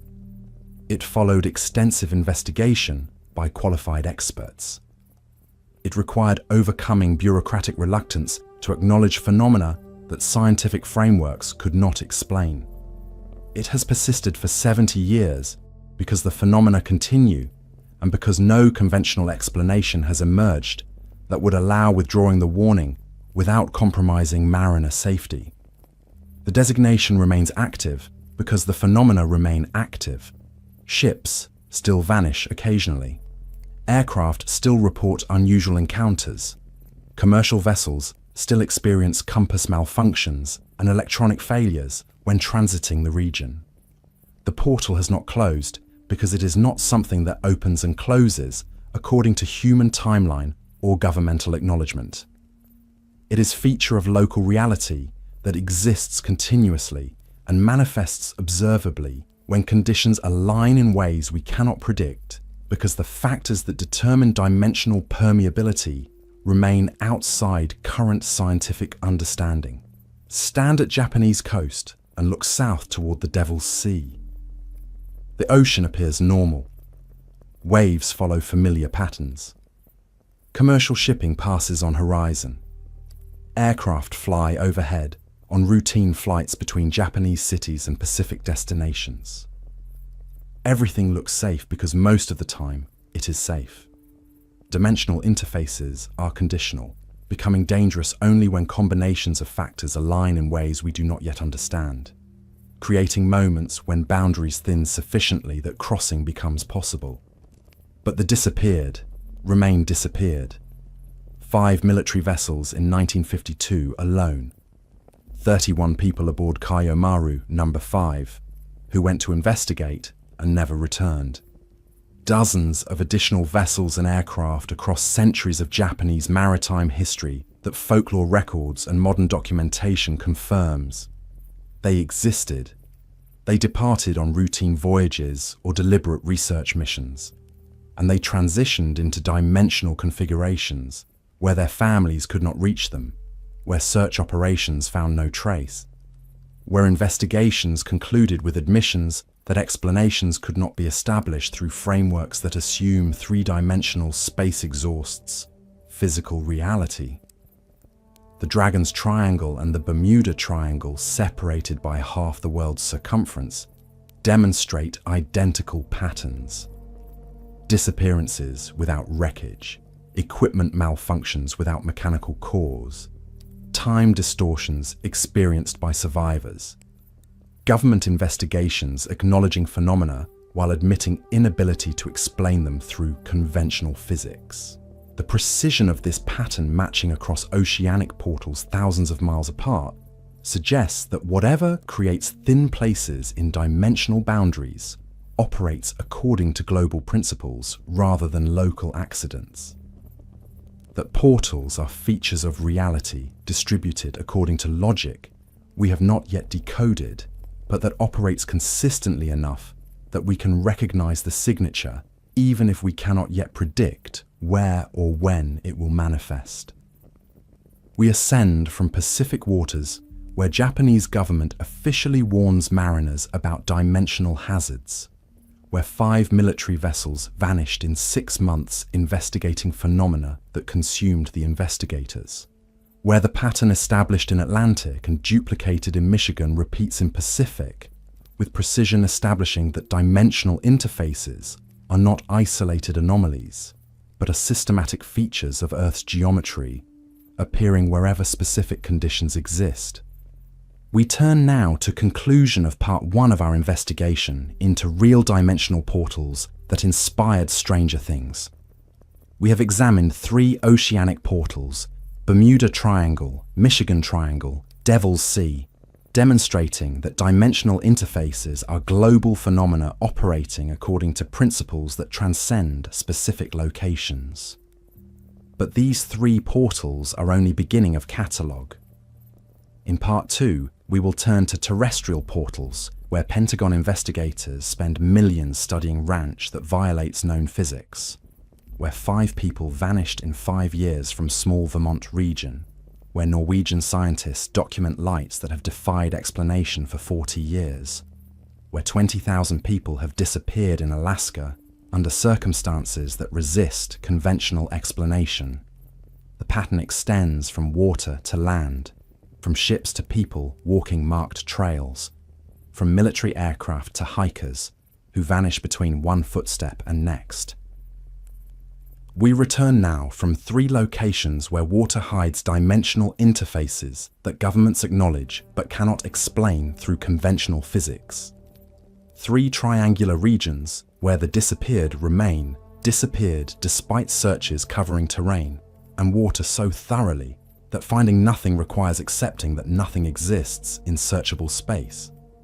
3 portals establishing that dimensional boundaries are not isolated anomalies, but are systematic features of reality distributed globally according to principles we have begun to recognize, even if we cannot yet predict or control. What have we learned from examining these oceanic portals? First, that the pattern is real and consistent. The Bermuda Triangle, Michigan Triangle, and Devil's Sea demonstrate identical phenomena despite being separated by thousands of miles. Compass malfunctions, electronic equipment failures, time distortions reported by survivors, complete disappearances without wreckage, green fog appearing suddenly, strange lights above and below water, government investigations concluding that causes cannot be determined through available frameworks. This precision of pattern matching across 3 widely separated locations suggests common cause rather than 3 independent sets of unusual circumstances that coincidentally produce similar effects. Second, that governments take the phenomena seriously enough to conduct extensive investigations and issue official warnings. The United States Navy concluded that Flight 19 vanished as completely as if they had flown to Mars. The United States conducted the largest search operation in aviation history, attempting to find Flight 2501, and found only scattered debris, despite searching lake bottom that has been mapped in detail, sufficient to reveal individual objects. Japan officially designated the Devil's Sea as danger zone and maintains that designation 70 years later. These are not actions of authorities dismissing phenomena as hoaxes or misidentifications. These are institutional responses acknowledging that dimensional interfaces create conditions requiring official attention at highest levels, even though mechanisms remain inexplicable. Third, that natural explanations struggle to account for the totality of evidence. Methane eruptions, electromagnetic anomalies, rogue waves, weather conditions, each can explain aspects of some incidents. But no natural explanation accounts for disappearances without wreckage across decades and hundreds of cases. No natural explanation predicts compass and electronic failures that resolve when vessels exit specific regions. No natural explanation accounts for time distortions where subjective experience and measured time diverge, while fuel consumption confirms shorter duration than clocks show. No natural explanation predicts green fog appearing instantly or lights responding to human activity as Hessdalen phenomena do. Fourth, that dimensional interface theory makes predictions aligning with observations better than natural explanations. If oceanic portals represent locations where boundaries between dimensional configurations are permeable, we expect equipment malfunctions as instruments encounter conditions outside their design parameters. We expect disappearances without wreckage because crossing dimensional boundaries removes objects from searchable three-dimensional space. We expect time distortions because temporal flow varies across dimensional configurations. We expect geographic clustering because dimensional interfaces exist at specific locations where conditions make boundaries thin. All these predictions match documented patterns from Bermuda Triangle, Michigan Triangle, and Devil's Sea. Fifth, that the triangular geometry appearing in all three portals suggests dimensional interfaces operate according to principles where triangular configurations have special significance. String theory and M theory propose that reality includes more than three spatial dimensions. Perhaps triangular regions concentrate whatever factors create dimensional permeability: electromagnetic fields, tectonic stress, ocean currents, atmospheric conditions, or combinations we have not yet identified in ways that create stable portals operating continuously, even if they manifest observably only under specific conditions.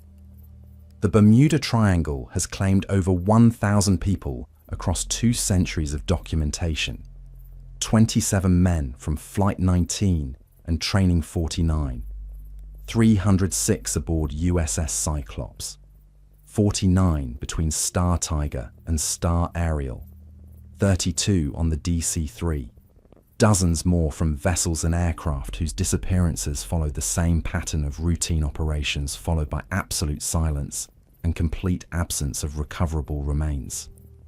The Michigan Triangle claimed 58 people aboard Flight 2501 in single incident that remains the most extensively searched aviation disappearance in American history.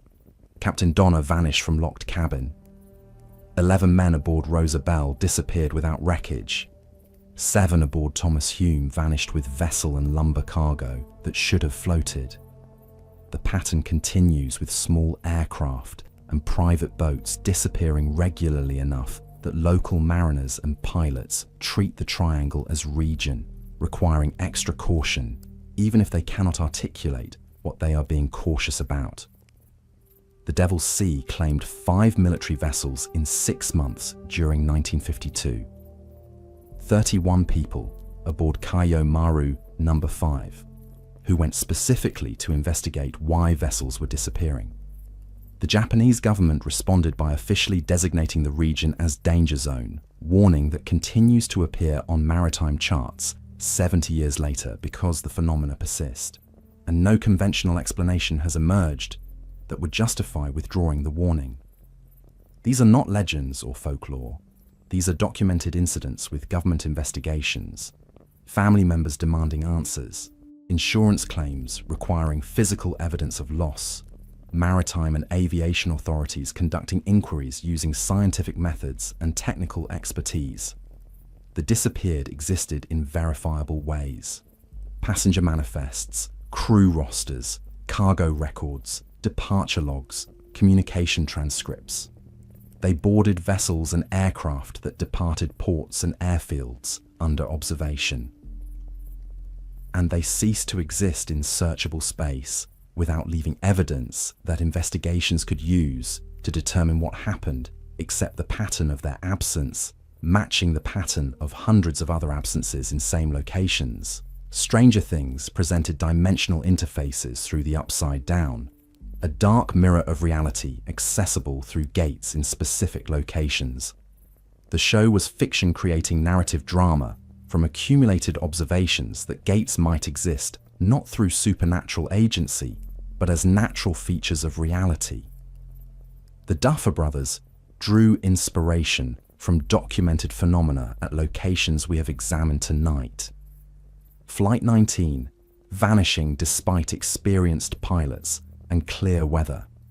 Ships disappearing without wreckage despite modern search technology.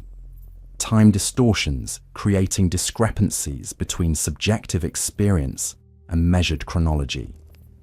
Green fog appearing instantly. Lights demonstrating impossible flight characteristics. These are real phenomena that fiction dramatizes but did not invent. The oceanic portals we examine tonight establish foundation for understanding dimensional interfaces as global features of reality rather than isolated anomalies. But water is not the only environment where boundaries thin. In part 2 of our investigation, we turn to land, to forests where people vanish from marked trails while companions walk meters behind them, to ranch where Pentagon investigators documented phenomena violating known physics consistently enough to justify $22 million in research funding, to valley where lights have been photographed and measured scientifically for 40 years without producing explanation accounting for their behaviors, to wilderness where 20,000 people have disappeared under circumstances that resist conventional explanation, and where congressmen vanished during largest search operation in American history. The pattern extends from oceanic to terrestrial, from disappearances involving vessels and aircraft, to disappearances involving people walking trails that are marked, maintained, and searched so thoroughly that missing persons should be found if they remained in three-dimensional space accessible to standard search methods. The portals are not limited to water or to any specific environment. They appear wherever conditions create thin places in dimensional boundaries, and those conditions exist on land as readily as at sea. Subscribe to this channel if you value investigations into phenomena that governments document but cannot explain through current scientific frameworks. Press the bell to receive notification when Part 2 releases, where we examine terrestrial dimensional portals that prove nowhere on Earth is truly safe from boundaries that thin under conditions we cannot predict.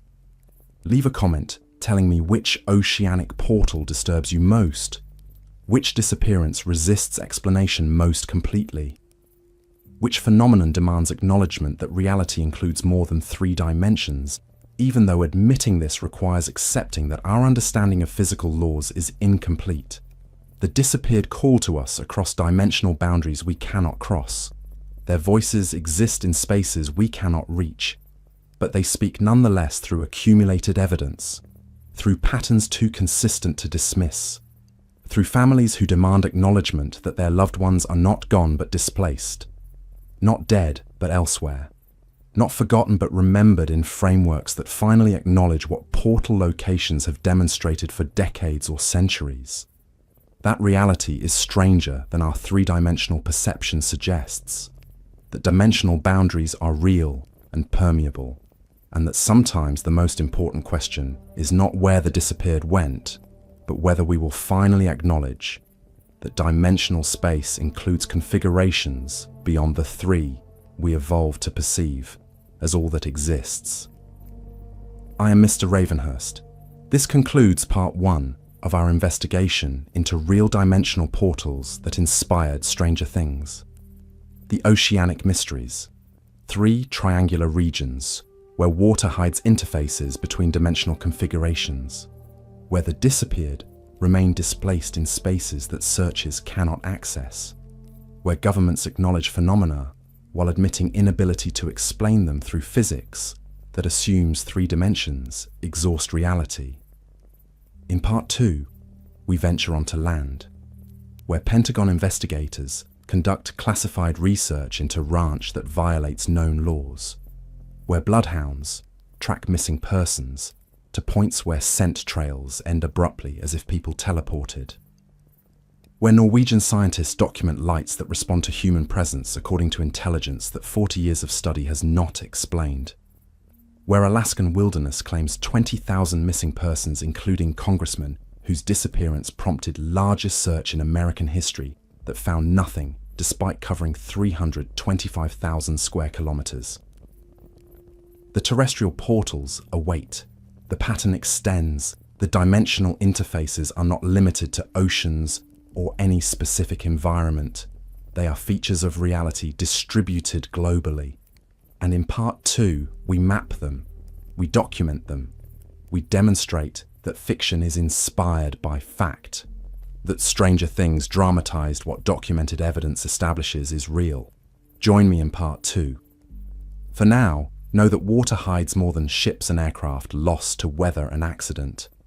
Water conceals dimensional boundaries where reality thins, where crossing becomes possible under conditions we cannot predict, where the disappeared exist but elsewhere, and where their absence teaches us that the universe operates according to principles more comprehensive than those we have yet discovered. That dimensional boundaries are real, that portals exist, and that sometimes the barrier between our world and adjacent configurations is as thin as the surface of water that appears solid from above, but conceals depths that swallow vessels and never return them to searchable space. Good night, and may your voyages never cross dimensional boundaries at moments when gates open. May your navigation equipment never malfunction in ways suggesting additional dimensions are interfering with instruments designed for three-dimensional space. May your searches never end with absence that investigations cannot explain except by admitting that the disappeared are not in searchable space. May you remain safely anchored in familiar dimensions. Until part 2, where terrestrial portals demonstrate that land offers no more safety than water when dimensional walls grow thin.